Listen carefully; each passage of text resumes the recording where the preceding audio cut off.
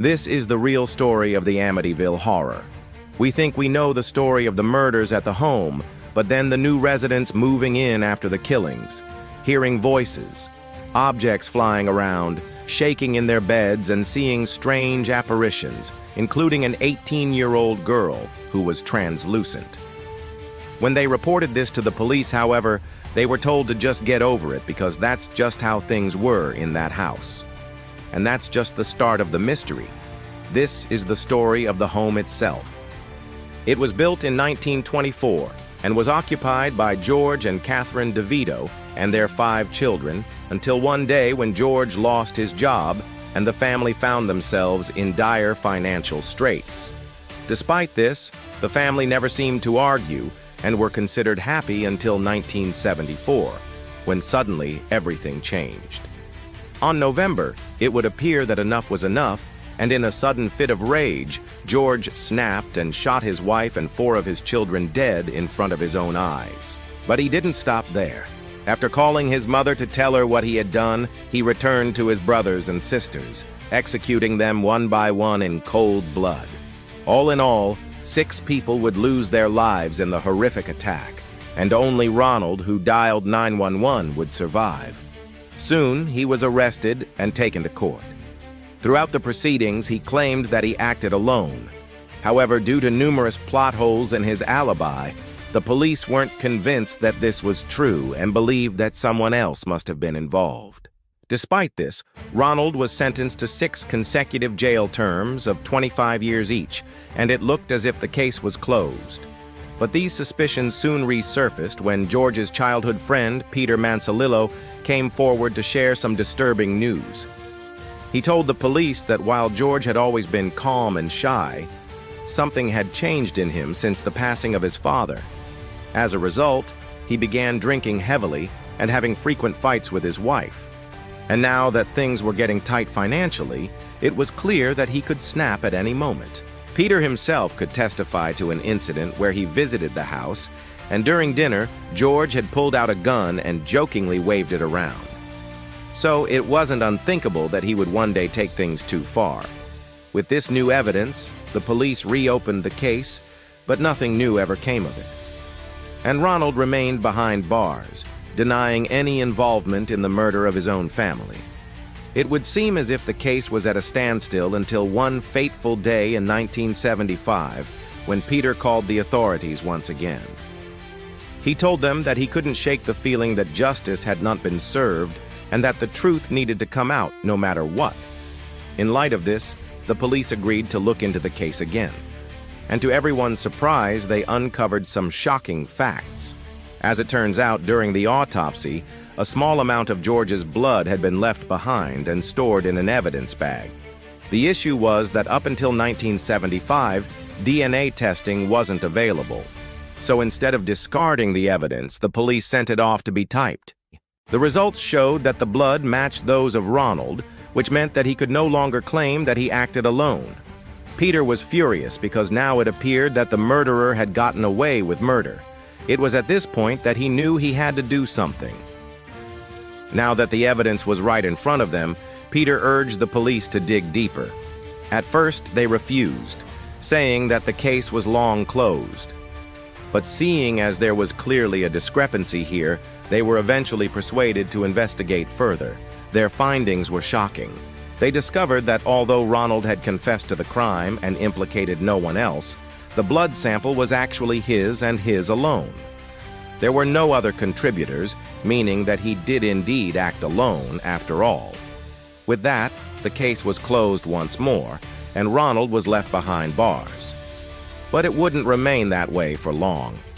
You see, ever since Peter came forward and pointed out the error in the blood typing, he had been relentlessly pursued by the press who were desperate to uncover the truth. In fact, by 1976, the story had become such a sensation that a local author named Jay Anson took it upon himself to find out what really happened. He interviewed neighbors, friends, and family members of the DeFeo clan to try and piece together what exactly had gone down that fateful day in November 1974. His findings were published in a book titled The Amityville Horror Story. which became a massive success and inspired multiple movie adaptations. It seemed that wherever you went, you couldn't escape the horrifying tale of the DeFeo family. In fact, just 2 years after the murders, a new family moved into the house, only to find out firsthand why it earned such a sinister reputation. Their names were George and Kathy Lutz, and they were excited to raise their family in the large property. George was an executive at a local advertising agency and had worked hard to save up enough money for the purchase. He figured that with 23 rooms, it should be big enough for everyone. However, he failed to consider that the house had a history that may have been better left buried. On Christmas Eve 1975, the couple, along with their 3 children, moved right in, completely oblivious to the trauma that occurred within those 4 walls. From the start, something felt off. But as time went on, the incidents grew more frequent and more intense. At first, they were minor. For example, unexplained noises in the middle of the night, whispers coming from the walls, footsteps in the attic, and objects being thrown across the room. At first, the family dismissed it as old house noises.